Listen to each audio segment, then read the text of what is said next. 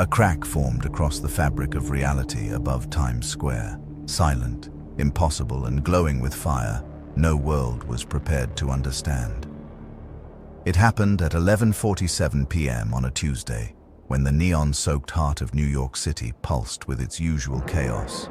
Tourists snapped photos of billboards featuring Homelander's gleaming smile.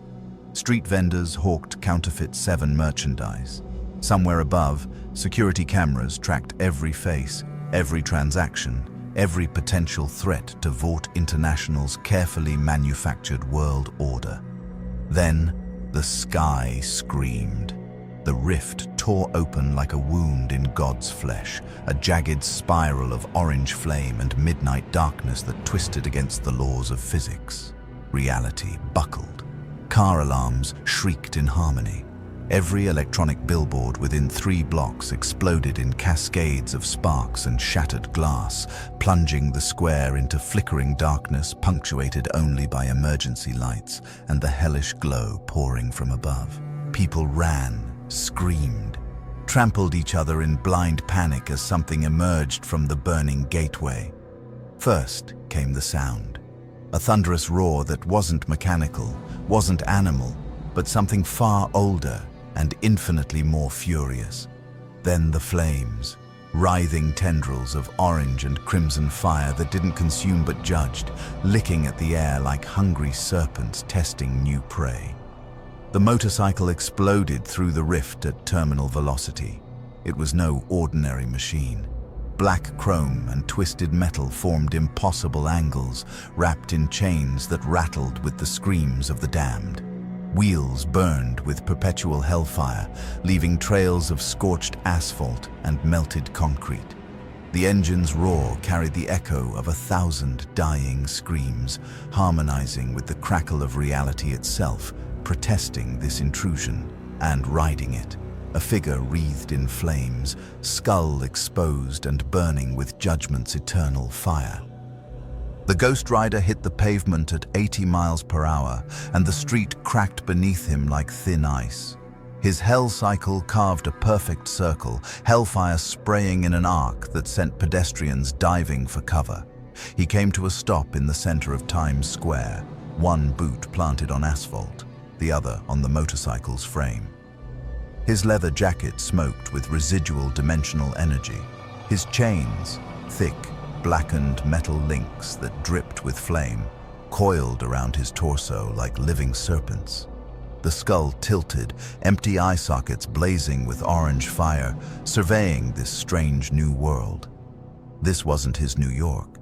The buildings stood taller, sleeker, more corporate. The people wore different clothes, carried unfamiliar technology. But the sins, oh, the sins, they radiated from every corner like a psychic stench. Greed, lust, wrath, pride.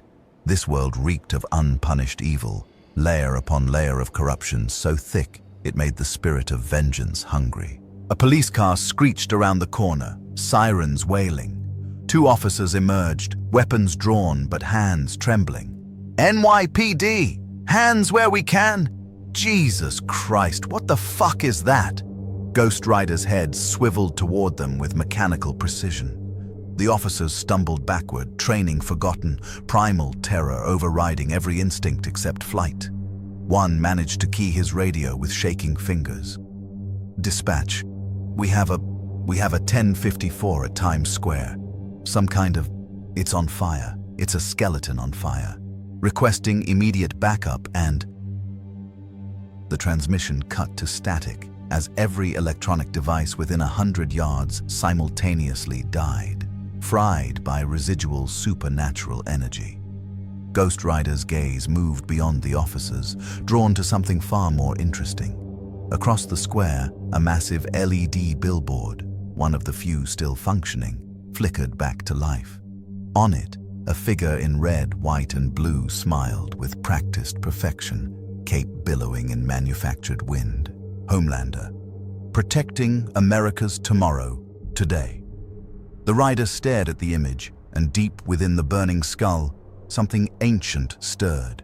The spirit of vengeance recognized false idolatry when it saw it. This world worshipped manufactured gods, plastic heroes with hollow souls. The stench of deception hung over everything like a funeral shroud. A sound cut through the chaos, a sonic boom that rattled windows and set off car alarms in a cascading wave. He descended from the sky like a falling star, cape streaming behind him, landing with theatrical perfection 30 feet from Ghost Rider. His boots touched down without a sound, despite the force that should have cratered the pavement. Every movement calculated for maximum visual impact. Every angle considered for the cameras he knew would be watching, recording, broadcasting. Homelander straightened to his full height, hands on hips, smile wide and empty. "Well," he said, voice carrying that practiced blend of folksy charm and absolute authority. "That's quite an entrance. Gotta say, buddy, the flaming skull look. Little derivative. But hey, A for effort." His eyes narrowed, lasers charging behind crystalline blue irises. "Now, I'm gonna need you to power down whatever science project you're running and come quietly. You've scared a lot of good people tonight." Ghost Rider didn't move, didn't speak. The flames dancing across his skull intensified, casting writhing shadows across Homelander's all-American face. Homelander's smile tightened. People didn't ignore him. Nothing ignored him. He was a god in red, white, and blue, the apex predator in a world of sheep and wolves. And this thing was making him look weak on at least 47 different camera phones. "Okay, last chance, Skeletor. On the ground, hands behind your back, or I put you down like the freak you are. And trust me." His voice dropped to a threatening whisper that somehow still carried. "I've put down things a lot scarier than you." Ghost Rider's jaw opened, and when he spoke, it was with a voice that belonged in the deepest pits of damnation. Multiple tones layered over each other, each one carrying the weight of eternal judgment. Guilty. One word, one syllable of absolute condemnation. Homelander flinched, actually flinched. For a microsecond, something primal screamed warning in the back of his evolved brain, predator instinct recognizing something higher on the food chain. Then his pride reasserted itself, and he smiled wider. "Buddy, you have no idea who you're..." Ghost Rider moved. The chain unwound from his torso in a blur of rattling metal and hellfire, 20 feet of supernatural weaponry screaming through the air like a living thing. Homelander's enhanced reflexes kicked in. He jerked backward, faster than human eyes could track. The chain missed his face by inches, close enough that hellfire singed the tips of his perfectly styled hair, close enough that, for the first time in years, Homelander smelled burning. His smile vanished completely. "You just made the biggest mistake of your life." Ghost Rider revved the Hell Cycle's engine, and reality screamed. Homelander moved first, launching himself forward with all the speed and fury of America's greatest weapon. His fist, capable of punching through reinforced steel, drove toward Ghost Rider's skull with enough force to liquefy a normal human being. The rider caught it. Bone wrapped in hellfire closed around Homelander's fist, and for the first time since Soldier Boy, Homelander felt resistance. Not just resistance, his hand burned. Actually burned. The smell of searing flesh filled his nostrils as orange flames crawled up his forearm, ignoring his invulnerability like it was tissue paper. "What the?" Ghost Rider's other hand shot forward, gripping Homelander's face with fingers that burned hotter than the sun's core. The soup's laser vision activated on pure instinct, twin beams of concentrated heat blasting point blank into the rider's chest. The beams struck hellfire and bent, diffracting through supernatural flames like light through a prism. The rider didn't even flinch. Homelander's enhanced brain processed the impossible situation in microseconds. This thing, whatever it was, wasn't playing by any rules he understood. Its grip tightened, and panic, real genuine panic, flooded through him for the first time in decades. Then their eyes met. Ghost Rider's empty sockets blazed brighter, and Homelander felt something grab hold of his soul and pull. The penance stare. Every sin, every murder, every casual cruelty and calculated atrocity flooded back through Homelander's consciousness, all at once. The passengers on Flight 37, screaming as they plummeted into the ocean while he watched and smiled. Madeline Stillwell's head exploding under his heat vision, her blood spraying across family photos. Innocent protesters lasered in half because they annoyed him. That journalist crushed to pulp. The dozens of mud people in Syria and Afghanistan vaporized because he could. The woman he'd thrown off a building for rejecting him. Blindspot's eardrums, blown out for daring to oppose him. 100 murders, 1,000 cruelties, every moment of sadistic pleasure, every kill disguised as heroism, every time he'd smiled while someone suffered. All of it experienced simultaneously from the victims' perspectives. Homelander screamed. It wasn't his practiced battle cry or theatrical roar for cameras. This was raw, primal agony, the sound of a god discovering he could hurt. His invulnerable body convulsed, every muscle locking as centuries of accumulated guilt burned through his nervous system like acid. Ghost Rider held him for 5 eternal seconds, then released. Homelander stumbled backward, crashing through a taxi that crumpled like aluminum foil. He scrambled to his feet, cape torn, costume scorched, and his face, his perfect, marketable face, twisted in genuine terror. What are you? Ghost Rider advanced, each step cracking the pavement, hellfire spreading in pools around his boots. The chain rattled, hungry for judgment. The spirit of vengeance. Your sins have been measured. You are found wanting. Homelander's laser vision fired again, this time sustained blasts that carved through buildings and sent molten glass raining down. Ghost Rider walked through the beams like they were spotlights, hellfire consuming the energy before it could touch bone. Then Homelander ran. Not tactically retreated, not strategically repositioned. Ran. He launched into the sky with a sonic boom that shattered every remaining window in Times Square, climbing toward the clouds in desperate flight. Ghost Rider watched him go, skull tilting as if considering pursuit. Then the Hellcycle's engine roared, and the motorcycle began to climb, riding up the side of a skyscraper, wheels finding purchase on vertical glass as physics bent to supernatural will. 3 blocks away, in a condemned building with perfect sightlines to Times Square, Billy Butcher lowered his binoculars and smiled like a man who'd just found God's personal armory. Well, well, well. Ain't that a proper mindfuck? Huey Campbell stood beside him, eyes wide with horror and fascination. Did Homelander just run away from that thing? That thing, lad, just did something no soup, no government, no amount of Compound V has ever managed. Butcher's smile widened, showing too many teeth. It made that cunt afraid. Mother's Milk adjusted his tactical vest, jaw tight. We don't know what it is. Could be another Vought experiment gone wrong. Could be Russian, Chinese. Don't give a toss if it's from bloody Mars, Butcher interrupted. You saw what I saw. That thing hurt Homelander. Actually hurt him. And that look on his face? He laughed, dark and bitter. That was beautiful. Frenchie emerged from the shadows, his usual manic energy subdued by what they'd witnessed. The fire. It is not normal, not chemical. I have seen thermite, white phosphorus, every incendiary known to man. That. He gestured toward Times Square, where hellfire still burned in patches. That burns wrong, contre la nature. Kimiko signed rapidly, and Frenchie translated. She says it feels old, ancient, like something from before the world was broken. Butcher pulled out his phone, already dialing. Right. Huey, get Vought's emergency response channels. I want to know how they spin this.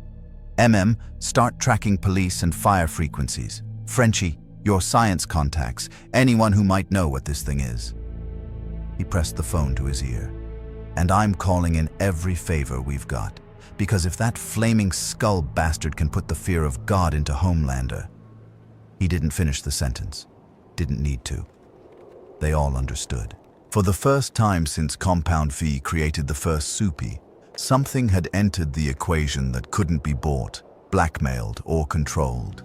Something that made Homelander, the most powerful being on the planet, flee in genuine terror. In Vought Tower's Crisis Management Center, 47 floors above the chaos, Ashley Barrett stared at 17 monitors showing Ghost Rider from every available angle. Her perfectly styled hair was already coming undone, fingers tearing at the roots in a familiar stress response. "What is that? What the fuck is that?" She spun toward the team of analysts, all frozen in shock. "Why don't we have files on this? Why wasn't this flagged by our threat assessment protocols?" An analyst, barely out of college, stammered a response. "Ma'am, there's no record of anything matching this description. No SOUP database entries, no government black projects, no foreign super soldier programs. Then where did it come from? Things don't just appear in the middle of Manhattan riding flaming motorcycles." Ashley's phone buzzed. Homelander. Her stomach dropped. "Put him on speaker." The voice that came through was unrecognizable, high, strained, lacking all its usual authority. "It touched me. The thing touched me and I felt, Ashley, it made me feel them. All of them. Every single one. I need you to." The line went dead. Ashley stared at the phone, then at the monitors showing Ghost Rider climbing a skyscraper on his motorcycle, defying every law of physics and reason. She reached for the red phone, the one that connected directly to Stan Edgar's private line. This was so far above her pay grade, it had left Earth's atmosphere. Ghost Rider reached the rooftop and stopped, the Hellcycle's wheels still blazing as it idled on the edge of a 70-story drop. Below, New York sprawled like a circuit board of lights and sin, each illuminated window a testament to humanity's endless capacity for corruption. The spirit of vengeance surveyed its new hunting ground and found it rich with prey. But something was wrong. The dimensional transit had left residual interference, like static in the connection between Johnny Blaze and Zarathos. For brief moments, the human consciousness surfaced, wrestling for control against the spirit's overwhelming hunger for judgment. Where am I? This isn't Earth 616. Different. Everything's different. The thought came from Johnny Blaze, the man beneath the hellfire, before Zarathos crushed it back down. But the confusion remained. Wrong universe, wrong reality, and no clear path home. The rider's skull tilted skyward, sensing something approaching at supersonic speed. A-Train materialized on the rooftop in a blur of motion, vibrating in place, eyes wide with chemical courage and pharmaceutical confidence.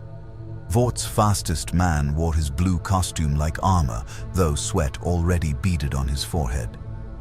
"Yo, flaming skeleton dude, I don't know what..." Ghost Rider's chain lashed out faster than even A-Train could perceive, wrapping around the speedster's torso 3 times before he could finish the sentence.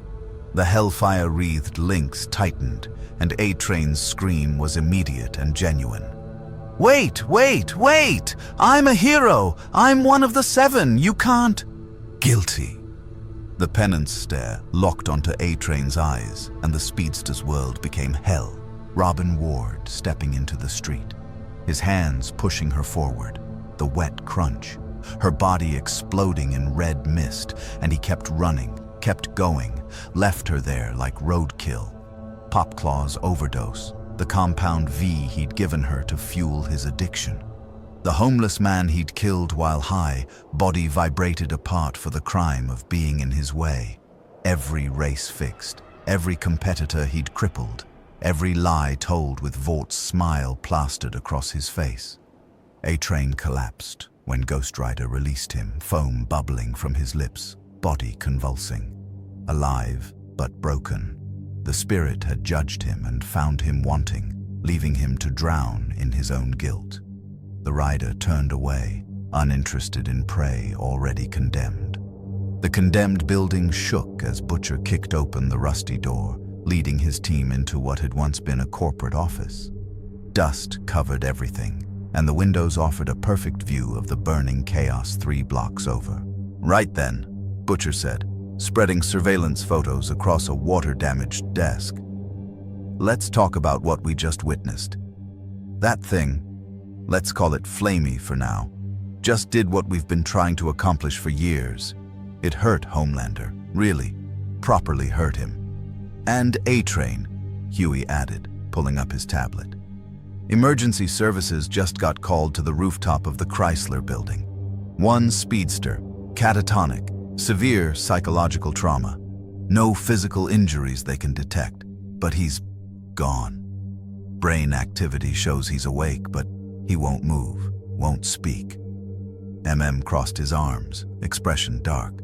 "So, this thing, whatever it is, doesn't just hurt Soups.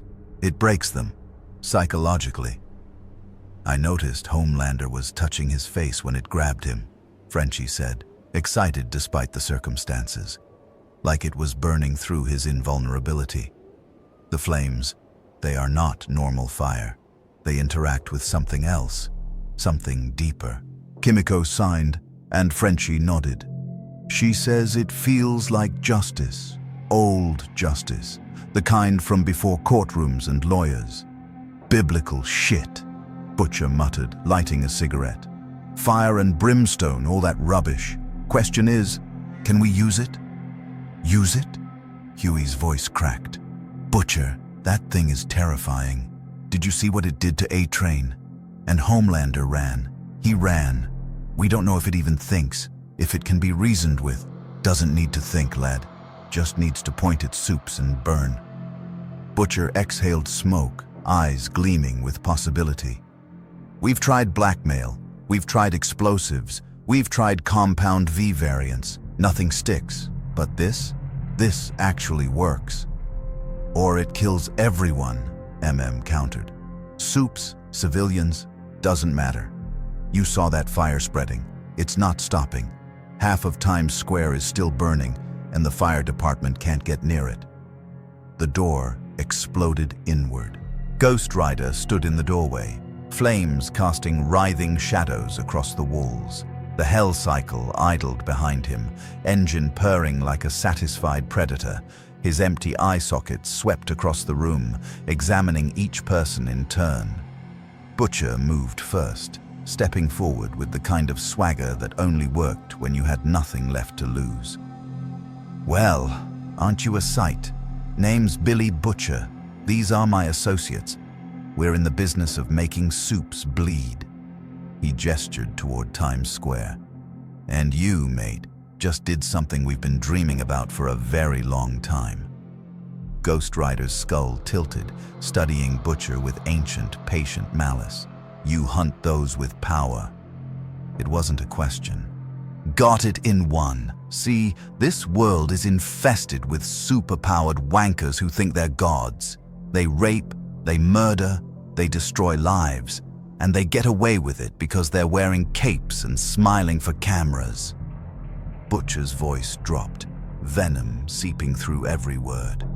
"You just made Homelander, the worst of them, run like a scared child.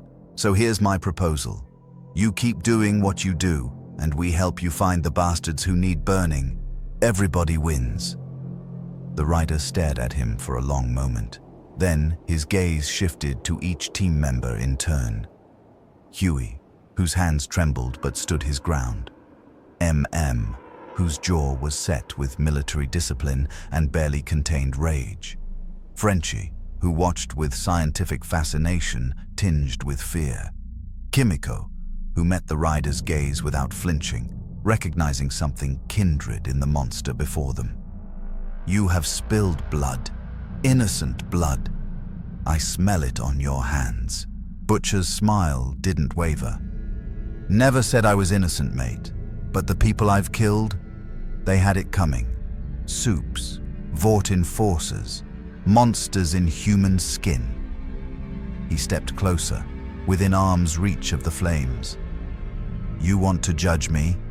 Go ahead, but do it after we've burned Vought to the ground, after Homelander's dead, after every last corrupt soup is ash. Ghost Rider's flames intensified, and for a moment, Butcher thought he'd miscalculated, thought he was about to experience whatever hell A-Train was drowning in. Then the rider spoke, and this time, another voice layered beneath the demonic tones, something almost human. Show me where they hide. Show me the guilty and stay out of my way. He turned, chains rattling, and walked back toward his motorcycle. Butcher exhaled, realizing he'd been holding his breath. Well then, looks like we've got ourselves a new teammate. That's not a teammate, MM said quietly. That's a weapon of mass destruction we just pointed at Vought. Butcher's smile was all teeth and malice. Yeah, ain't it grand? Vought Tower's emergency command center looked like mission control for the apocalypse. Screens covered every wall, displaying damage assessments, casualty reports, and most importantly, continuous footage of Ghost Rider's rampage through Manhattan. Analysts worked frantically, trying to categorize a threat that defied every known parameter. Stan Edgar stood at the center of it all, perfectly calm, suit immaculate despite the 3 a.m. crisis. He watched the monitors with the detached interest of a man observing weather patterns, not the potential collapse of his empire. Ashley paced behind him, phone pressed to one ear while she barked orders into a headset. I don't care if the mayor is asleep, wake him up. We need the National Guard, SWAT, every resource available contained to a 3-block radius around. She paused, listening. What do you mean they won't go near it? It's a fucking skeleton on a motorcycle, not... Ms. Barrett, Edgar said quietly, and Ashley's mouth snapped shut. Stop wasting resources on conventional responses. They won't work. He gestured to a screen showing Ghost Rider's encounter with A-Train. The footage had been slowed, analyzed frame by frame. The moment the chain wrapped around the speedster, the inexplicable fire that ignored physics. And most disturbing, A-Train's complete psychological collapse from a single look. This isn't a soupe, Edgar continued. Not as we understand them. Compound V enhances existing biology. This entity operates on entirely different principles. A door opened, and Adam Bork, Vaught's head of enhanced research, rushed in with a tablet. Sir, initial analysis is complete. The flames register across multiple spectrums that shouldn't exist. Ultraviolet, infrared, but also... He hesitated. Our sensors are detecting radiation patterns that don't correspond to any known wavelength. It's like the fire exists partially outside our physical dimension. Magic, Ashley said flatly. You're describing magic. I'm describing something our science can't explain, Bork corrected. The entity's motorcycle left residue at the crash site. Chemical analysis shows standard carbon scoring, but the molecular structure is wrong. The carbon atoms are arranged in patterns that sing. There's no other word for it. They vibrate at frequencies that create harmonics our equipment can barely measure. Edgar absorbed this information with the same expression he used for quarterly earnings reports. Recommendations? Containment is impossible with conventional means. Every super we send will likely suffer the same fate as A-Train. Whatever that thing did to him wasn't physical. It was psychological warfare on a level we can't counter. Then we need unconventional means. Edgar turned to Ashley. Where's Homelander? His penthouse. Won't answer calls, won't come out. Security says he's just sitting there, staring at the wall. For the first time, Edgar's expression shifted, not quite concern, but close. Homelander broken was almost as dangerous as Homelander enraged. The carefully maintained illusion of invulnerability was crumbling, and with it, Vaught's entire house of cards. Get me Black Noir, Edgar ordered, and prepare Maeve, Starlight, and every combat-capable super we have on standby. If this entity can hurt them psychologically, we need to understand how. What's the common factor? Bork pulled up another screen. We analyzed Homelander's vitals during the encounter. Heart rate spiked to levels we've never recorded. Brain activity showed patterns consistent with extreme PTSD episodes, multiple traumatic memories firing simultaneously. It's like the entity forced him to relive every... Guilty conscience, Ashley interrupted, then caught herself. I mean, theoretically, if someone had done bad things, hypothetically. The room went quiet. Everyone present knew exactly what Homelander had done, what all the Seven had done, what Vought had covered up, buried, paid off, and spun into heroic narratives. Edgar's eyes narrowed. Are you suggesting this entity specifically targets those with moral transgressions? It called Homelander guilty, an analyst offered, pulling up audio from security footage, clear as day. Then it did something to him and he ran. A-Train 2, the entity said guilty before whatever happened to him. Stan Edgar was silent for a long moment, processing the implications.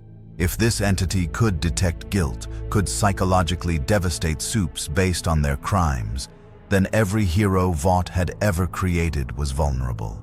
Every cover-up, every buried victim, every paid-off witness, all of it ammunition for this thing. We need a super with a clean record, he said finally. Someone genuinely heroic. Someone who might be immune to this entity's judgment. Starlight, Ashley said immediately. She's the closest thing we have to an actual hero. Minimal collateral damage, no covered-up kills, and the public loves her. She also hates us, an analyst pointed out. Ever since the Compound Phi revelation, she's been barely compliant. Then give her a reason to comply. Edgar turned to Ashley. Tell her this entity is indiscriminately killing civilians. Show her the casualty reports from Times Square. Inflate them if necessary. Make her believe she's saving lives by confronting this threat. Ashley nodded, already typing. And if she refuses? She won't. Starlight still believes in heroism. It's her greatest weakness. Edgar returned his attention to the monitors. In the meantime, mobilize every resource we have. I want satellite tracking on this entity 24/7. I want psychological profiles, tactical assessments, and contingency plans for every scenario. And most importantly, his voice dropped, carrying the weight of absolute authority. I want to know where it came from and how to send it back. Across the city, in a luxury penthouse that cost more than most people earned in a lifetime, Homelander sat in darkness. He hadn't moved in 47 minutes, hadn't activated his X-ray vision, hadn't used his super hearing to monitor the chaos below. He just sat, staring at his hands in the dim glow of city lights filtering through floor-to-ceiling windows. His hands still tingled where the thing had grabbed him, still burned with phantom pain that his invulnerability should have prevented. But worse than the pain was the memory. He'd felt them. All of them. Every passenger on Flight 37, drowning in terror as they plummeted toward the ocean. Every person he'd lasered, their final moments of agony. Madeline's confusion and betrayal in the microsecond before her head exploded. Blindspot's screams, that journalist's bones breaking. On and on and on, a parade of victims he'd dismissed as inconvenient, forgotten, irrelevant. For the first time since Vogelbaum's lab, Homelander felt small. The thing in Times Square wasn't just powerful, it was righteous. It had looked at him, really looked, past the costume and the cape and the carefully constructed godhood, and found him wanting. His phone buzzed. Ashley again. Probably with orders, strategies, PR spin. He ignored it, because for the first time in his life, Homelander understood a truth that terrified him more than anything. There was something in this world he couldn't kill, and it knew what he'd done. The Deep sat in his aquarium-themed apartment, surrounded by walls of blue-lit water and exotic fish, when his phone rang, Vaught's emergency line. His hand trembled as he answered. "Deep, we need you at Vought Tower, now. Full tactical gear." Is this about the skeleton thing? Because I'm more of a water-based hero, and Times Square doesn't really have now, Deep, or you're out of the 7 permanently. The line went dead. 20 minutes later, the Deep stood in Vaught's tactical briefing room alongside Black Noir, Starlight, and a dozen soups he barely recognized. B-list heroes pulled from regional teams. Annie January, Starlight, looked as uncomfortable as he felt. Her costume's lights dimmed to match her mood. Ashley burst in, tablet in hand, projected images filling the wall screens. "Okay, people, here's the situation. Unknown hostile entity, designation Inferno, has attacked Times Square, assaulted Homelander and A-Train, and killed 17 civilians in the crossfire." 17? Starlight's voice cut through the briefing. "The news is reporting 3 casualties, all from the initial panic." Ashley didn't miss a beat. "Classified casualties. The public doesn't need to know the full extent. What matters is stopping this thing before it kills more innocents." She clicked to the next slide, showing Ghost Rider in full Hellfire glory. Preliminary assessment suggests psychological warfare capabilities combined with extreme heat generation. Standard engagement protocols apply: contain, neutralize, extract. Black Noir stood silent as always, but his body language radiated readiness. The Deep fidgeted with his gloves, wishing desperately he was anywhere else. "Why isn't Homelander leading this?" Starlight demanded. "He's the strongest." "Homelander is engaged in strategic planning with Stan Edgar." Ashley lied smoothly.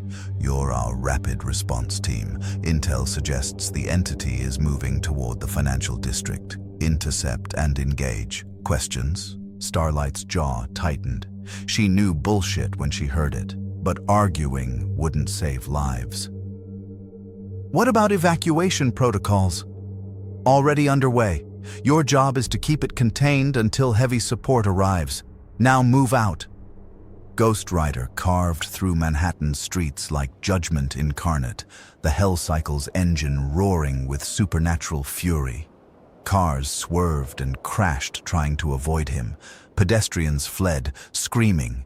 Behind him, a trail of hellfire burned in patterns that refused to extinguish, marking his path like breadcrumbs through the city.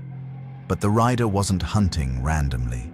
The spirit of vengeance could sense guilt, like a shark smelled blood, and this city reeked of it. Layers upon layers of unpunished sin, corruption so deep it had become infrastructure. He followed the scent to its source. Vought Tower, looming against the skyline like a corporate cathedral to false gods. Johnny Blaze's consciousness surfaced briefly, wrestling for control. Too many. Can't judge them all. Need to find a way home. Need to... Zarathos crushed the human thoughts beneath divine mandate. There would be no mercy, no restraint, only judgment. The Hell Cycle accelerated, climbing toward the tower's base when light exploded from above. Starlight descended in a blaze of golden energy, landing 30 feet ahead of the rider. Her hands glowed with accumulated electricity, drawing power from every light source within 6 blocks. The Deep splashed down from a water tower, trident raised despite obvious terror. Black Noir materialized from shadows, blade drawn, silent, and lethal. "Stop!"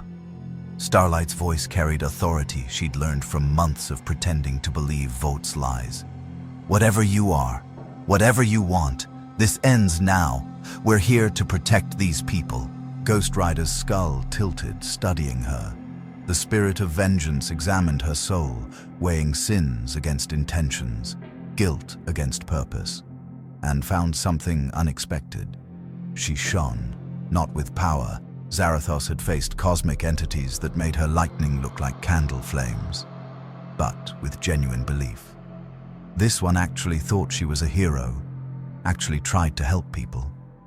Her sins were small: pride, vanity, minor deceptions. But her heart. "You do not belong with them." Starlight faltered, surprised by the multitonal voice. "What?" "The guilty, the corrupt. You shine differently." "I don't know what you're talking about," she said, but her voice wavered. Because some part of her understood exactly what this thing meant. The deep chose that moment to attack, desperation overriding common sense. He hurled his trident with superhuman strength, the weapon spinning through air toward Ghost Rider's chest. The chain intercepted it mid-flight, wrapping around the trident and yanking it and the deep forward. The soup stumbled, off balance, directly into Ghost Rider's line of sight. Their eyes met, the pennant stare activated, and the deep's world became an ocean of agony. Ambrosius, his friend, forced to breathe his gills. Cassandra, assaulted in the Vought elevator while he watched the cameras to make sure no one interrupted. The dolphin, used and discarded. Every moment of cowardice, every enabled atrocity, every time he'd chosen his career over doing what was right.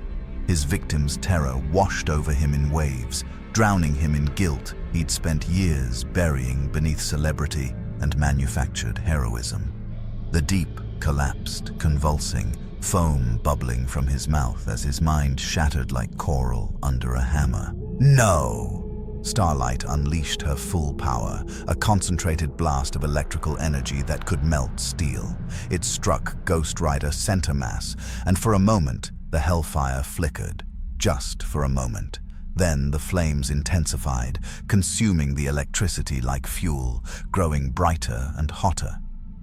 Ghost Rider turned his attention fully to Starlight, and she saw something in those empty sockets that made her light dim instinctively. Not malice, not hunger, recognition. "You seek to save them, but they are beyond saving." Black Noir attacked from behind, blade aimed for the base of the rider's skull, the one spot that theoretically might be vulnerable. The knife struck bone and shattered, fragments of steel scattering like shrapnel. Noir didn't hesitate, didn't show surprise, just pivoted to a new attack pattern with mechanical precision. Ghost Rider's chain lashed out, but Noir was already moving, dodging with trained efficiency. The silent hero was different from the others, his movements calculated, professional, not a celebrity in a costume, but a soldier. The rider sensed something else beneath Noir's mask. Something broken, something used. Guilt, yes, but layered over trauma so deep it had calcified into something else entirely. Before Ghost Rider could judge further, the air pressure changed. A sonic boom rattled windows across 6 city blocks. Queen Maeve descended from the sky like an avenging goddess, sword drawn, face set with grim determination. She landed between Ghost Rider and the fallen deep, armored boots cracking the pavement. "All right, bonehead," she said, voice carrying the exhaustion of someone who'd fought too many battles for the wrong side. "I don't know what you are or where you came from, but you're in my city now, and I'm really fucking tired of cleaning up messes." She charged, sword gleaming, every ounce of her compound V-enhanced strength behind the strike. Ghost Rider caught the blade with his bare hand. Hellfire crawled up the steel, and Maeve's eyes widened as her weapon, forged from Vought's strongest alloys, began to melt. "Guilty!" Maeve tried to pull away, but Ghost Rider's grip was absolute. The hellfire crept up her sword like living mercury, consuming metal and reaching for her gauntlets. She abandoned the weapon, backflipping with warrior's grace, landing in a defensive crouch 20 feet away. Her sword clattered to the ground, melting into slag. "What the hell are you?" Maeve breathed, and for the first time in years, genuine fear crept into her voice. Ghost Rider advanced, chains rattling, each step leaving scorched prints in the asphalt. Starlight moved to intercept, light gathering in her palms, but Maeve raised a hand. "Annie, don't. This thing, whatever it is, it's not like the others. It's not even trying to hurt us yet. It destroyed the Deep's mind, Starlight protested. The Deep's always been a piece of shit, Maeve said flatly. Maybe he had it coming. The words hung in the air like a confession. Starlight stared at her teammate, shocked by the casual admission. But before she could respond, Ghost Rider spoke, his voice carrying the weight of eternal judgment. You know what they are, what you all are, false idols, manufactured gods. You wear heroism like a costume, but beneath... The flames intensified, casting writhing shadows. Beneath, you are as guilty as the rest. Maeve's jaw tightened. You're not wrong, but some of us are trying. Trying is not redemption. Black Noir chose that moment to strike again, emerging from shadows with a fresh blade. This time he aimed for the chain, trying to sever the supernatural weapon. The knife struck hellfire-wreathed metal and bounced off harmlessly, but Noir was already moving, executing a combat roll that put him behind Ghost Rider. The rider's skull rotated 180 degrees without his body moving, eye sockets blazing directly at Noir. The silent hero froze. For the first time in his career, Black Noir hesitated. Ghost Rider's head snapped back to its normal position, attention returning to Maeve. You have killed innocents, collateral. You tell yourself it was necessary, but their screams haunt you. Maeve's fists clenched. Every single day. You think I don't know what I've done? You think I sleep well? Her voice cracked, years of buried guilt bleeding through. I was supposed to be a hero, a real one, but Vought turns everyone into monsters eventually. Then why do you still serve them? Because... Maeve stopped, the answer dying in her throat. Why did she still serve them? Fear? Convenience? Because she'd come too far to turn back? Before anyone could answer, a brilliant streak of blue energy tore across the sky. A-Train's replacement, Shockwave, arrived in a blur of motion, vibrating at frequencies that made the air shimmer. 3 more soups followed. Groundhawk, Blue Falcon, and Crimson Countess, all second-tier heroes desperate to prove themselves. Finally, back up, Shockwave said, his voice distorted by vibration. Let's take this freak down.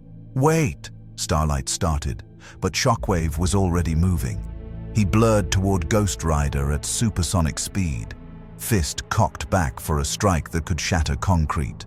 The rider's chain moved faster, wrapping around Shockwave's torso mid-charge and yanking him to an instant stop. Physics and momentum betrayed the speedster. His own velocity became a weapon against him as the chain held firm. Guilty.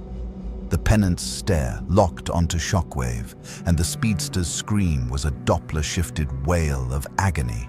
Every race fixed, every competitor he'd crippled, every fan he'd assaulted at meet and greets, all of it experienced simultaneously from his victims' perspectives.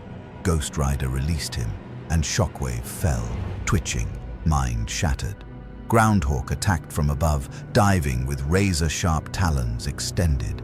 Blue Falcon fired concussive blasts from wrist-mounted cannons. Crimson Countess unleashed energy beams hot enough to melt steel. The combined assault struck Ghost Rider simultaneously, and for the first time, he staggered. Not from pain, from the sheer overwhelming force of multiple compound V-enhanced attacks. The spirit of vengeance was divine, but these bodies, these vessels of judgment, had limits. Hellfire flared around him defensively, consuming most of the energy, but the impacts drove him back 3 steps. Then the hell cycle roared to life on its own, wheels spinning, and launched itself at the attackers like a missile. It struck Blue Falcon mid-flight, and both crashed through a storefront in an explosion of glass and flame. Ghost Rider's chains multiplied, a trick of supernatural geometry, lashing out in 6 different directions. Groundhawk took one across the wings, hellfire searing through compound V-enhanced feathers. He fell, screaming. Crimson Countess dodged 2 chains but walked directly into the third, which wrapped around her throat. Guilty. Her eyes met Ghost Rider's sockets, and whatever she saw there made her power flicker and die.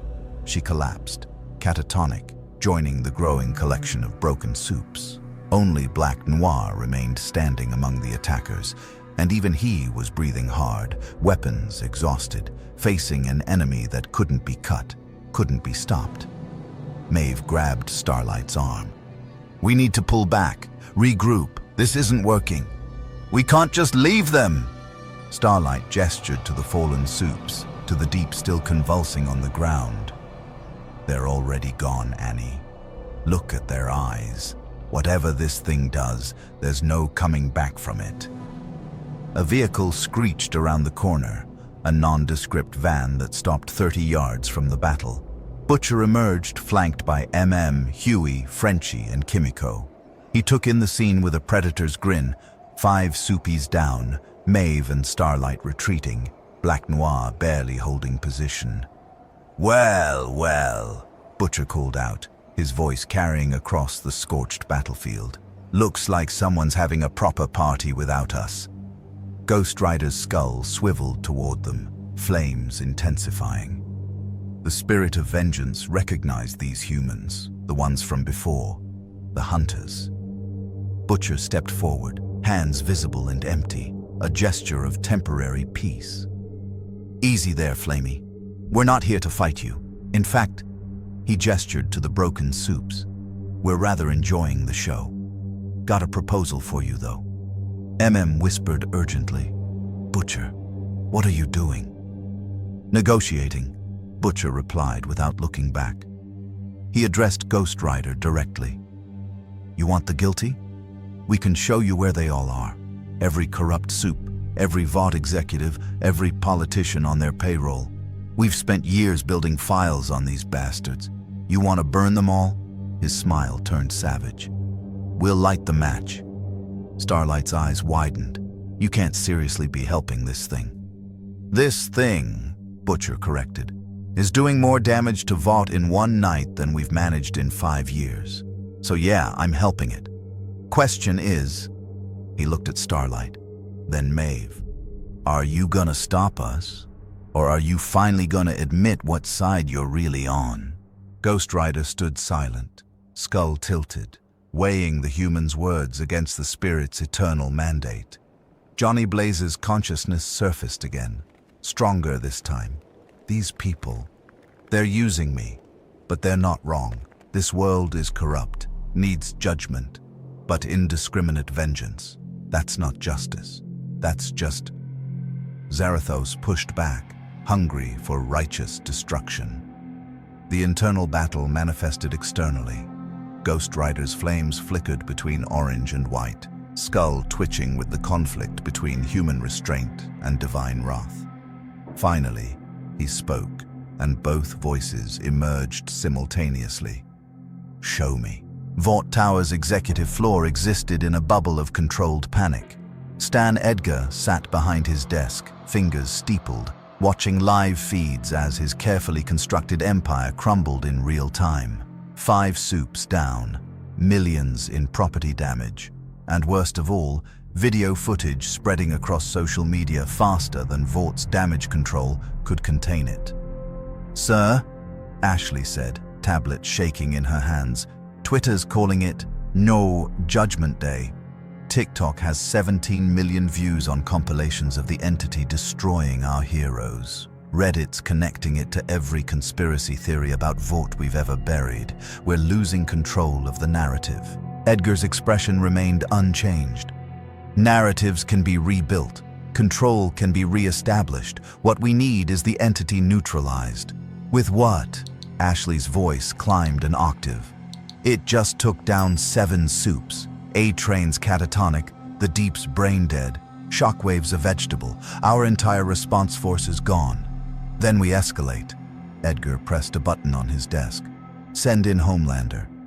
"Sir, he won't. He will.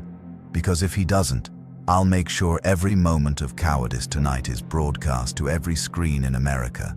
Homelander's brand survives on invincibility. Take that away, and he's just another failed experiment. Edgar's voice carried absolute certainty. Tell him he faces that entity, or I burn him myself. The condemned building served as the boys' temporary war room. Butcher spread maps across a table while Ghost Rider stood in the corner, flames casting dancing shadows. The rider's presence made the temperature climb 20 degrees, made the air taste like smoke and judgment. Huey kept his distance, unable to stop staring. So, can it understand us? Like, is there a person in there, or is it just fire and vengeance? Both. Ghost Rider's skull turned toward Huey. Johnny Blaze, stunt rider, bonded to Zarathos, spirit of vengeance. We are one, yet separate. Jesus, muttered. It's possessed. We're working with something literally possessed by a demon. Spirit of vengeance, actually. A new voice emerged from Ghost Rider, rougher, more human, tinged with pain. Johnny Blaze speaking through the flames. And I don't have a choice. The spirit goes where it senses guilt, where it smells sin. And this world, the flames flickered. This world reeks of it. Frenchie leaned forward, fascinated despite his fear. The fire, it responds to moral corruption, like a, how do you say, a sin detector. The penance stare, Johnny's voice continued, fighting to maintain control, forces you to experience every bit of pain you've caused others, every victim, every moment of suffering you inflicted, all at once. Most people's minds break under the weight.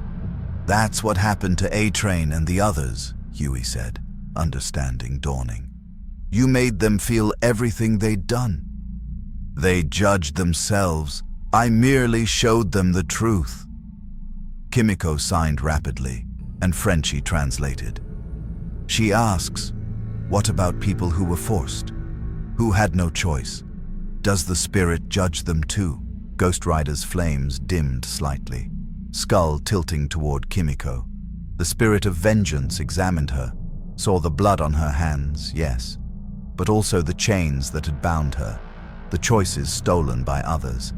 Her sins were real, but they grew from trauma, not malice. Intent matters, context matters. The spirit knows the difference between evil and survival. Kimiko's shoulders relaxed fractionally. Butcher slammed his hand on the table, drawing attention back to the maps. Touching as this is, we've got work to do. Vaught's got 3 main power centers. The tower, their research facility in Jersey, and their pharmaceutical plant upstate. Each one's crawling with corrupt execs, scientists who know exactly what Compound Phi does, and soups on payroll. You want me to burn them all, Johnny's voice said, heavy with the weight of countless past judgments. I want you to do what you do, Butcher corrected. Judge them. The guilty burn, the innocent walk away. Seems fair to me. Nothing about this is fair, interjected. We're talking about attacking corporate facilities. There'll be security guards, assistants, people just doing their jobs. The innocent will not burn. Zarathos' voice dominated again, absolute in its certainty. Hellfire consumes only the guilty. Those without sin have nothing to fear. And what about you? Starlight's voice cut through the discussion. Everyone turned. She stood in the doorway, costume still scorched from the earlier battle, Maeve right behind her. Both looked exhausted, conflicted, but determined. Butcher's hand moved toward his weapon. Didn't invite you to this party, love. Relax, Butcher. Maeve stepped forward, hands visible. We're not here to fight. We're here because... She struggled with the words. Because maybe that thing is right. Maybe we are all guilty. But torching Vought to the ground, that kills thousands of employees who have nothing to do with the corruption. Then they will not burn. You keep saying that, Starlight challenged. But I've seen collateral damage. I've seen what happens when powerful beings decide they're judge, jury, and executioner. How do we know you won't just burn everything? Ghost Rider moved, crossing the room in 3 strides, until he stood directly before Starlight. She flinched, but held her ground, light gathering instinctively in her palms. You shine because you still believe, still fight for what is right, even in a corrupt system. The rider's skull tilted. But belief without action is complicity. You know what Vought is, what Homelander is, yet you wear their symbol. Starlight's jaw tightened. I'm trying to change things from the inside. Their house is built on blood. You cannot renovate a foundation of corpses. The words hit like physical blows.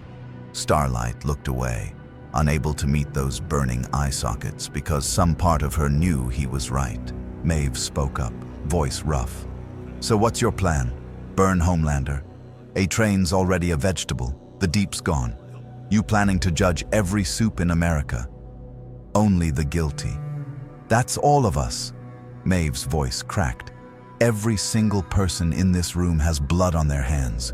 You, me, Butcher, Starlight, we've all made choices, done things we regret. Where does judgment end? Johnny Blaze's voice emerged again, softer. When the guilty stop making excuses, when they face what they've done, when they choose redemption over repetition. He paused. I didn't choose this. The Spirit chose me because I made a deal, tried to save someone I loved, damned myself in the process, but now I make sure others face their damnation before they can damn anyone else. Huey's phone buzzed. He checked it, face going pale. Guys, Homelander just posted on Twitter. He's challenging the Hell Demon to face him. Says he'll be waiting at Vought Tower. Says... He swallowed hard. Says he'll start killing civilians every hour until you show up. The room went silent. Butcher's grin was pure venom. And there it is. The real Homelander. Backed into a corner so he takes hostages. Ghost Rider's flames erupted, filling the room with hellfire that somehow didn't burn. The spirit of vengeance had been patient, had allowed the humans their planning, their moral debates. But Homelander had just made it personal. No more waiting, no more planning. The rider turned toward the door, chains manifesting from hellfire itself. Homelander wants judgment. The hell cycle materialized outside, engine roaring to life. He will receive it. Homelander stood on Vought Tower's helipad, 70 stories above Manhattan, cape billowing in wind that tasted like gasoline and fear. Behind him, a dozen civilians knelt bound and gagged, people snatched from the streets below, arranged like chess pieces in a game only he understood. His hands trembled, just slightly. Just enough that he had to clench them into fists to maintain the illusion of control. Below, news helicopters circled at a safe distance, cameras broadcasting his ultimatum to millions. Social media had exploded. 9 Homelander hostages. Non-Judgment Day. The world watched, and that's what mattered. They had to see him win. Had to see him dominate this thing that had made him feel small. Ashley's voice crackled through his earpiece. Homelander, please, you don't have to do this. We can negotiate. Find another way. He crushed the earpiece with 2 fingers, letting the fragments scatter in the wind. A sound cut through the city's ambient noise, a roar that didn't belong to any natural machine. The Hell Cycle's engine growing louder, closer. Homelander's enhanced hearing tracked it perfectly. 20 blocks away and closing fast, moving at speeds that defied conventional physics. Good, he whispered to himself. Come on, you bastard. Let's see how brave you are when innocent lives are on the line. But even as he said it, doubt gnawed at him. The thing had hurt him, had made him feel. What if it happened again? What if those empty sockets stared into him and dragged out every buried nightmare? No.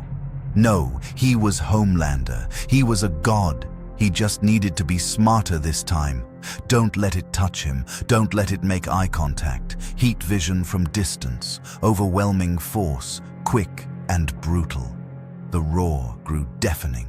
Ghost Rider exploded onto the helipad, the hell cycle launching from street level in a vertical climb that should have been impossible. It crested the building's edge, wheels finding purchase on air itself, and landed in a spray of hellfire that scorched corporate logos into the concrete. The rider dismounted, chains rattling, flames casting shadows that moved wrong. Too fast, too alive, hungry. Homelander forced a smile, the one that had sold $1 billion in merchandise. There you are. Was starting to think you were scared. Release them. Or what? You'll judge me. Homelander laughed, but it sounded hollow even to his own ears. I've got 12 innocent people here. You make one wrong move and I laser them all, starting with... He gestured to a young woman, barely 20, tears streaming down her face. Her. Ghost Rider's skull tilted, examining the hostages. The spirit of vengeance could see their souls, their innocence radiating like clean light in a polluted world. They were afraid, yes, but guiltless, victims of a false god's desperation. You hide behind the innocent, like the coward you are. Coward? Homelander's smile vanished. I'm giving you a choice. Leave. Go back to whatever hell you crawled out of, or watch these people die because of you. They will not die. You can't possibly move fast enough to... Ghost Rider moved. Not toward Homelander, toward the hostages. His chain lashed out, not as a weapon but as a tool, wrapping around all 12 civilians simultaneously in a weave of hellfire-wreathed metal. In one fluid motion, he yanked them toward him, pulling them out of Homelander's line of fire. The flames that touched them didn't burn. The innocent felt only warmth, safety, as the chain gently deposited them behind Ghost Rider's position. Homelander's eyes widened. That's not... You can't just... His heat vision fired on pure instinct, twin beams of concentrated energy aimed directly at the hostages. If he couldn't use them as leverage, he'd kill them out of spite. Show this thing that Homelander didn't lose, didn't compromise, didn't... Ghost Rider stepped into the beam's path. The heat vision struck his chest, and this time something different happened. The hellfire didn't just absorb the energy. It converted it, feeding on Homelander's power, growing brighter and hotter. The rider's flames erupted skyward in a pillar of divine wrath that could be seen from New Jersey. Homelander cut the beam, stumbling backward. What are you? Judgment. The chain whipped forward faster than Homelander could track, wrapping around his torso, arms, throat. He tried to fly, tried to pull free with all his compound V-enhanced strength, but the hellfire-wreathed links held firm, burning through his costume, searing his invulnerable skin. No, no, no! Homelander's voice climbed to a shriek. I'm Homelander! I'm the strongest! I'm... guilty! Ghost Rider pulled Homelander close, skull inches from the soup's face, and activated the penance stare at full intensity. This time, there was no escape, no pulling away. Homelander experienced everything, felt everything, became everything he'd destroyed. He was the little girl in Syria, laughing with her father moments before heat vision vaporized them both. He was Blind Spot, eardrums rupturing, world going silent forever because he'd questioned Vought. He was Madeline, betrayed by the one person she'd truly cared for, head exploding in crimson spray. He was supersonic, skull crushed, dying confused and afraid.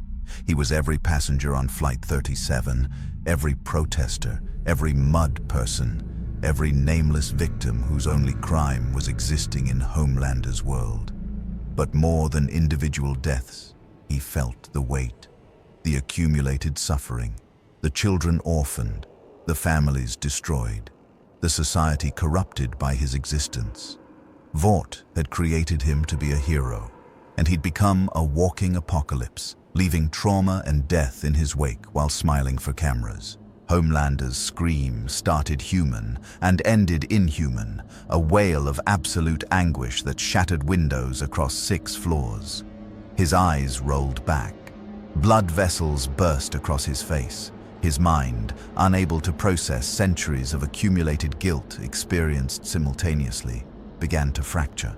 Ghost Rider released him, and Homelander collapsed, convulsing, cape tangled around his trembling form. His mouth moved, forming words, "I'm sorry, I'm sorry, I'm sorry," over and over, tears and blood mixing on his face. The hostages stared in shock. The news helicopters caught everything. Homelander, America's greatest hero, broken and weeping on the helipad like a child. Ghost Rider turned toward them, and the civilians flinched.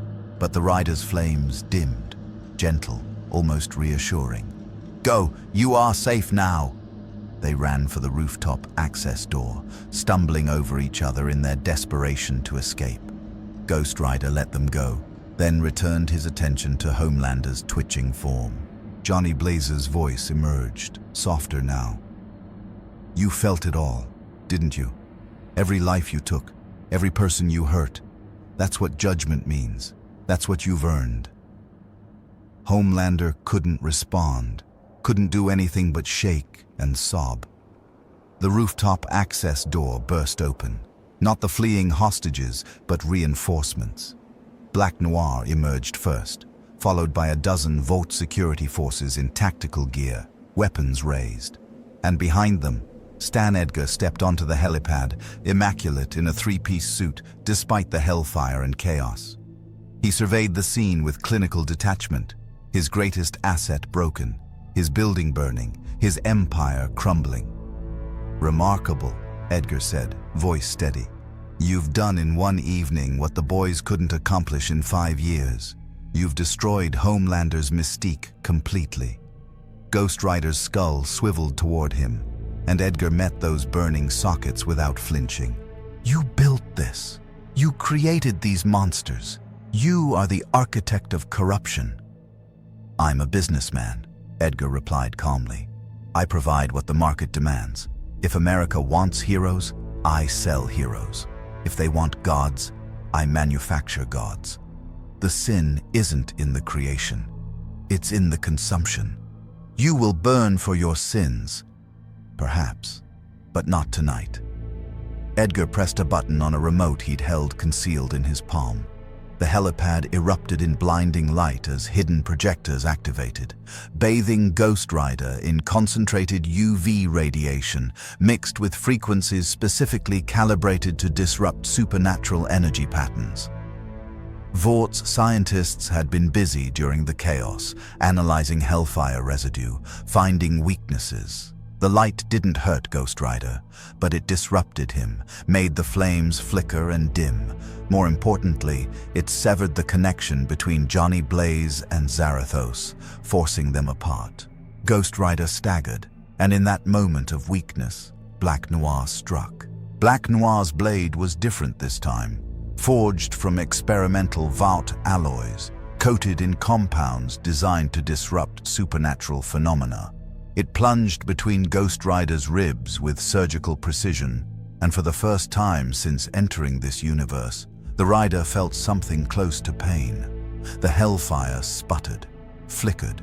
Johnny Blaze's consciousness surged forward as Zarathos's grip weakened. "Now," Edgar commanded. The tactical teams opened fire with specialized rounds, each bullet containing a payload of dimensional stabilizing agents, reverse-engineered from the rift that had brought Ghost Rider here. They weren't trying to kill him. They were trying to send him back. The rounds struck Ghost Rider's form, and reality began to tear around him. The same orange glow that had heralded his arrival now pulsed across his burning skeleton, pulling at him, trying to drag him back through the dimensional membrane. "No," Zarathos's voice roared, fighting against the banishment. "Judgment is not complete." But Johnny Blaze felt the pull differently, felt the chance to go home, to escape this world of manufactured heroes and corporate evil. His world had problems, yes, but this place was sick in ways even he couldn't cleanse. Maybe it's better this way. Let them handle their own demons. "Coward," Zarathos's fury turned inward, toward the human consciousness that dared question divine mandate. These guilty must burn. They will. Eventually, but maybe not by us. The dimensional rift expanded, a whirlpool of orange energy that made the air scream. Ghost Rider stumbled toward it, pulled by forces beyond even supernatural control. Then the rooftop access door exploded outward in a shower of steel and concrete. Butcher emerged first, assault rifle blazing, targeting the tactical teams. and Frenchie flanked him, laying down suppressing fire. Huey followed with Starlight, who unleashed a concentrated blast of electrical energy that shorted out the UV projectors in a cascade of sparks. "Thought you could wrap this up without us?" Butcher shouted over the gunfire. "How fucking rude!" Kimiko launched herself at Black Noir with feral intensity, her enhanced strength and speed matching his training. They collided in a blur of violence, trading blows faster than normal eyes could track. The UV light died, and Ghost Rider's flames roared back to full intensity. He ripped Black Noir's blade from his ribs, the wound already healing, hellfire cauterizing supernatural flesh, and hurled it aside. The dimensional rift still pulled at him, still tried to drag him home, but now he had time to resist. Edgar remained calm, already calculating new variables. "Mr. Butcher, I should have known you'd involve yourself. Couldn't let you have all the fun, mate." Butcher kept his rifle trained on Edgar's chest. "Besides, we've got unfinished business with this one. The architect will face judgment." Ghost Rider advanced on Edgar, chains manifesting, hellfire building toward critical mass. But Edgar didn't run, didn't even flinch. "You can't kill me without killing this building's structural integrity. My heart rate's connected to dead man switches throughout the tower. I die, the support columns detonate. 5,000 employees, secretaries, janitors, security guards, people just trying to make a living. They all die with me." Ghost Rider stopped. The spirit of vengeance could sense the truth of the statement, sense the innocent lives threading through the building below. Edgar had weaponized his own employees, turned their existence into a shield. "Cowards' tactics. Survivors' tactics," Edgar corrected. "You judge individuals. I understand systems. You can burn me, Mr. Rider, but Vought will continue. The demand for heroes will continue. Someone else will fill my position, and nothing will change. That's the nature of capitalism." "He's right." Maeve's voice cut through the chaos. She emerged onto the helipad, followed by a group of B-list heroes, but none moved to attack. "I've seen executives come and go. Vaught's bigger than any single person. You kill Edgar, they'll just elect a new CEO and keep the machine running." "Then I burn the entire system." Johnny Blaze's voice emerged, raw with frustration. "And kill thousands of innocent people in the process?" Starlight challenged. "The tower employs 5,000 people, the pharmaceutical plants another 10,000, research facilities thousands more. You're talking about burning down an empire built on the backs of people who don't even know what Vought really is." Ghost Rider's flames flickered with internal conflict. Zarathos screamed for absolute destruction, for judgment without compromise. But Johnny Blaze understood the terrible math. Burn the guilty, and the innocent burn too.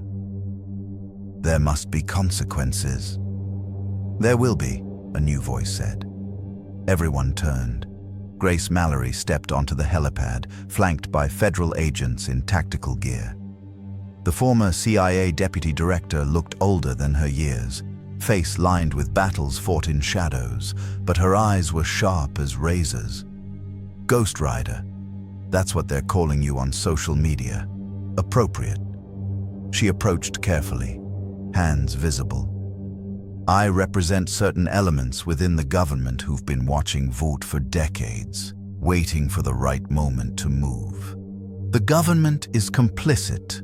Parts of it, yes, but not all." Mallory gestured to the agents. "We've been building a case for years. Witness testimony, financial records, Evidence of human experimentation. Everything we need to dismantle Vought legally. We just needed... She looked at Homelander's broken form, still twitching on the ground. We needed their invincibility myth shattered. You did that. Now we can move.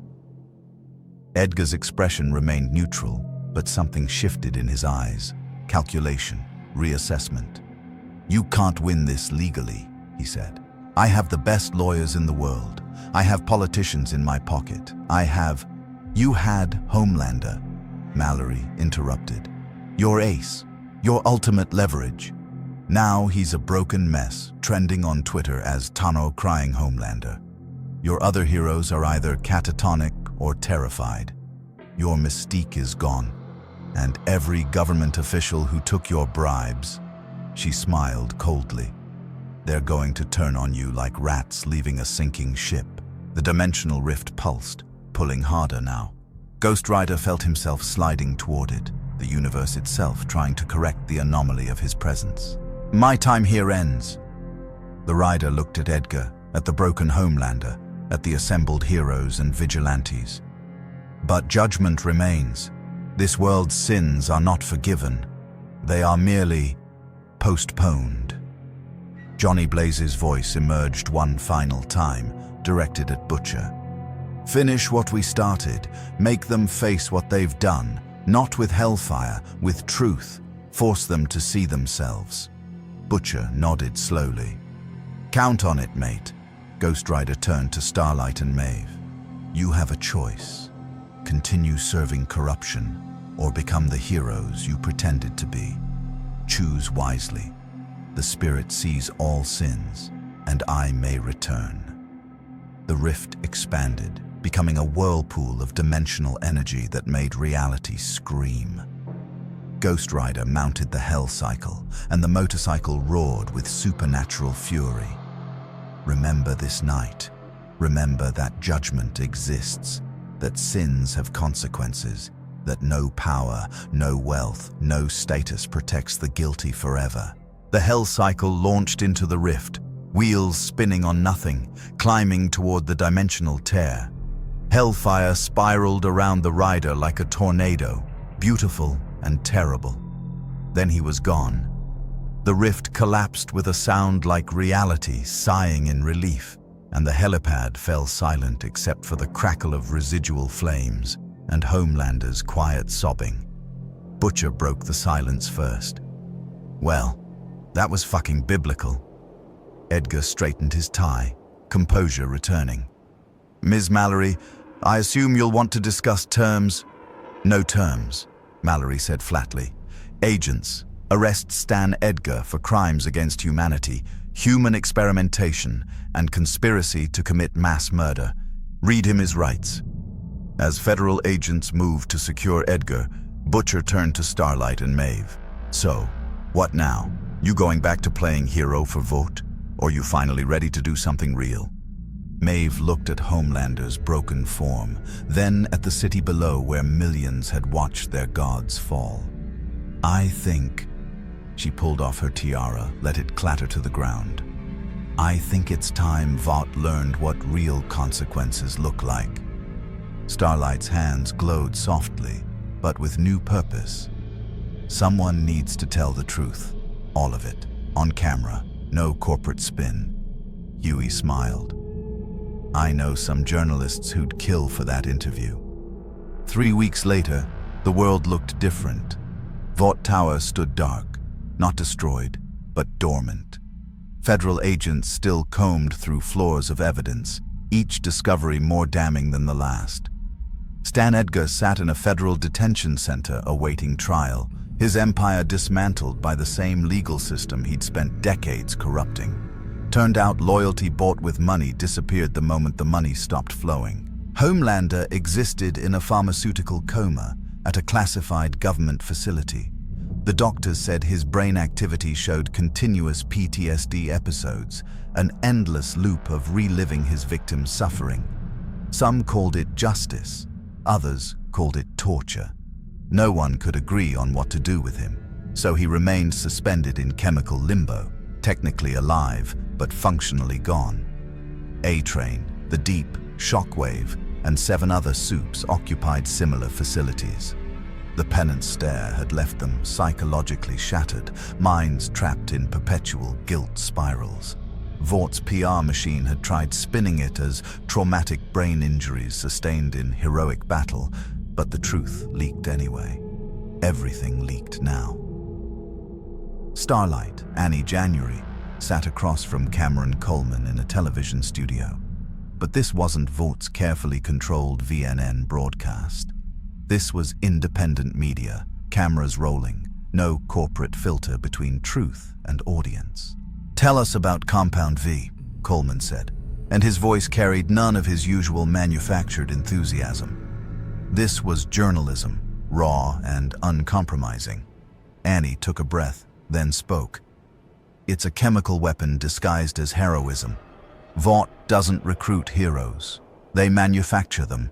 Babies, injected with unstable serums, most of them dying in the process. The survivors get powers and get sold to the highest bidder.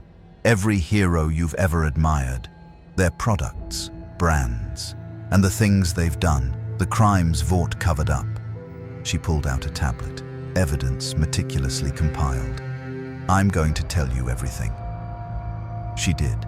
For 6 hours straight, broadcast live across 17 platforms, Annie detailed every cover-up, every payoff, every buried body. She named names, showed documents, played recordings, and when Vaught's lawyers tried to shut it down with injunctions, 100 mirror streams appeared, impossible to contain. The world watched their heroes crumble into dust. In a safe house in Brooklyn, the boys gathered around a television, watching Annie's testimony with expressions ranging from satisfaction to vindication. "She's actually doing it," Huey said, something like pride in his voice. "No holding back, no protecting the brand." "Good on her," acknowledged. "Takes guts to burn your own career like that." Frenchie raised a glass of wine. "To truth, finally." Kimiko signed, and Frenchie translated. "She asks if we think the fireman will come back." Butcher stood by the window, cigarette smoke curling around him, eyes distant. Ghost Rider, maybe, maybe not, but he left something behind. He gestured to the television, to Annie's testimony, to the federal agents dismantling Vought. He showed them they weren't untouchable. That judgment exists, even if it takes hellfire to deliver it. "You think it's enough?" Huey asked. "All this exposure, the arrests, the trials, you think it actually changes anything?" Butcher was quiet for a long moment. Flamey said something before he left, about finishing what he started, making them face what they've done. He took a drag from his cigarette. "He judged them with supernatural fire. We judge them with truth. Different weapons, same war." "And Homelander?" asked quietly. "What happens when he wakes up? If he wakes up?" "He won't," Butcher said with absolute certainty. "I've seen men break under interrogation, torture, psychological pressure. But what that thing did to Homelander, that was different. It wasn't breaking him, it was showing him what he already was. Can't come back from that kind of truth." Queen Maeve, Maggie, walked through Central Park without her costume for the first time in 15 years. No cape, no armor, no cameras, just jeans and a jacket, anonymous in the crowd. People still recognized her, whispered, pointed, some with admiration, others with accusation. She'd given her own testimony, confessed to crimes both committed and ignored. The courts would decide her fate eventually, but for now, she was free in a way she hadn't been since Vought bought her at 16. She stopped at a bench, the same one where she'd sat years ago with Elena, before everything went wrong, before Vaught's demands became too much, before the compromises piled too high. Her phone buzzed. Elena's name on the screen. "Watched your testimony. Brave. Proud of you. Coffee sometime." Maggie stared at the message, and something that might have been hope stirred in her chest. She typed a response. "Yes." In a maximum security cell, Stan Edgar sat perfectly composed, reading the Wall Street Journal.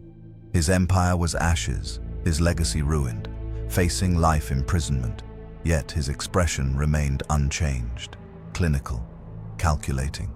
He'd built Vought from his predecessor's vision. Someone else would build something from his ruins. The cycle continued. Heroes, villains, corporations, governments, all just variables in an eternal equation. The Ghost Rider had judged him guilty. The courts would find him guilty. But Edgar understood something they didn't. Guilt was just another market force, and markets always found equilibrium. He turned the page, already planning. Across the dimensional barrier in Earth 616, Johnny Blaze stood in a desert wasteland, the hell cycle idling beside him. The transition back had been violent, reality reasserting itself with prejudice. He was home, but the memories of that other world clung to him like ash.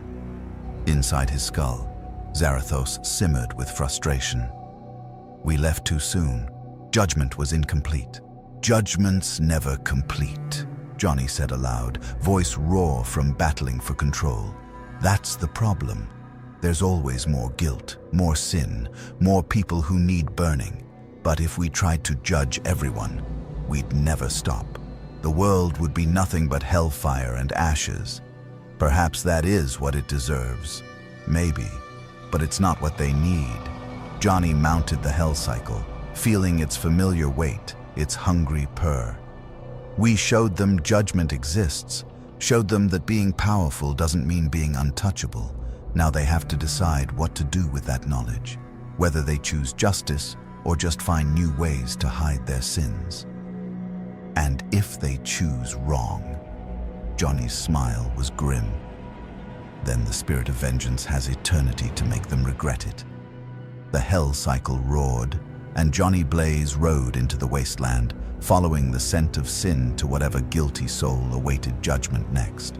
Behind him, reality sealed itself, the dimensional wound healing. But in that other universe, in that world of false heroes and manufactured gods, the memory remained. They had seen judgment, had felt its fire, and some nights, when the guilty lay awake remembering their crimes, they could swear they heard the distant roar of a motorcycle engine, the rattle of chains, the promise that the rider might return. In Butcher's safe house, as Annie's testimony entered its 8th hour and Vaught's stock price entered freefall, Huey asked the question they were all thinking. Do you think we won? Butcher watched the screen, watched Annie detail another cover-up, another crime, another buried truth finally seeing daylight. He thought about Homelander broken, about Edgar in chains, about Vought's empire crumbling. But he also thought about the other corporations waiting in the wings, the other nations developing their own compound V variants, the endless human capacity for corruption. We won this battle, he said finally. But the war, that's just getting started, because Ghost Rider taught us something important. What's that? Butcher's smile was sharp as broken glass. That monsters can bleed, that gods can fall, that judgment sooner or later comes for everyone. He raised his beer bottle in a toast. So here's to the next battle, to finishing what Flamey started, to making sure every guilty bastard out there knows. The others raised their drinks, understanding. We're coming for them. Outside, New York City continued its eternal pulse. Millions of lives intersecting, millions of choices being made.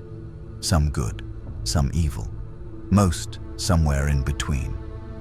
But now, at least, the guilty slept a little less soundly, because they'd seen hellfire, and they knew it could return. The dimensional rift that brought Ghost Rider to the boys' universe closed, but its impact rippled outward like cracks in glass, permanent, irreversible, transformative. Vought International collapsed within 6 months. Federal investigations uncovered decades of human experimentation, covered up murders, and systematic corruption that reached into every level of government. Stan Edgar's trial became the most watched proceeding in history, a public dissection of corporate evil that redefined how the world understood power and accountability. He was sentenced to 40 consecutive life terms, though many argued no prison could truly contain what he represented. Homelander never woke up. Doctors kept his body alive, but whatever the penance stare had done to his mind proved permanent. He existed in perpetual psychological torment, reliving every victim's suffering in an endless loop. Some called it poetic justice. Others called it a fate worse than death. The government kept him in indefinite containment, too dangerous to release, too valuable to execute, a monument to fallen gods. The remaining members of the Seven faced their own reckonings. Starlight became the face of super reform, testifying before Congress, advocating for victims, and working to create oversight systems that might prevent another Vought from rising. Queen Maeve accepted a plea deal in exchange for testimony, 15 years for her complicity in cover-ups, but with parole possibilities if she continued cooperating with authorities. The boys disbanded, their mission accomplished, but their methods no longer necessary. Butcher struggled with purpose in a world where the monsters were finally facing legal consequences. MM returned to his family. Huey and Annie began a relationship built on shared trauma and hope for redemption. Frenchie and Kimiko traveled, seeking peace in a world they'd helped reshape. But the most profound change was psychological. For the first time in decades, Supes were afraid, not of each other, not of Vought, but of genuine moral accountability. Ghost Rider had demonstrated that power without righteousness meant nothing against true judgment. That invulnerability couldn't protect a guilty soul. 300 Supies voluntarily surrendered to authorities, confessing crimes they'd believed safely buried. Others fled to countries without extradition treaties, preferring exile to facing what they'd done. A few, very few, actually tried to become the heroes they'd pretended to be, using their powers for genuine good rather than corporate profit. The world learned a hard truth that night when hellfire burned through Times Square. Heroes weren't born from serums or manufactured by corporations. They were forged through choice, through sacrifice, through the daily decision to do what was right even when power made doing wrong so much easier. Ghost Rider had been judgment incarnate, a supernatural force that couldn't be bought, controlled, or corrupted. But he'd left behind something more powerful than hellfire. The knowledge that judgment existed, that sins had consequences, that the guilty, no matter how powerful, could face their victims' pain. In that other universe, Johnny Blaze continued his eternal ride, hunting the wicked, delivering vengeance wherever the spirit demanded. But sometimes, in quiet moments between battles, he wondered about that world of manufactured heroes, wondered if they'd learned, if they'd changed, if the fear he'd planted in their hearts would grow into something better, or just more sophisticated ways to hide their guilt. Only time would tell. But in New York City, in the shadow of Vought Tower's darkened spire, people walked a little taller, spoke truth a little louder, demanded accountability from their heroes instead of blind worship, because they'd seen what happened when gods were judged. And they knew somewhere in the infinite multiverse, a rider circled endlessly on roads paved with sin and hellfire, chains rattling with the promise of justice, skull burning with eternal purpose, waiting, watching, ready to return if the guilty forgot what judgment tasted like. The spirit of vengeance had entered their world for one night, but the lesson would last generations. Some sins burn forever.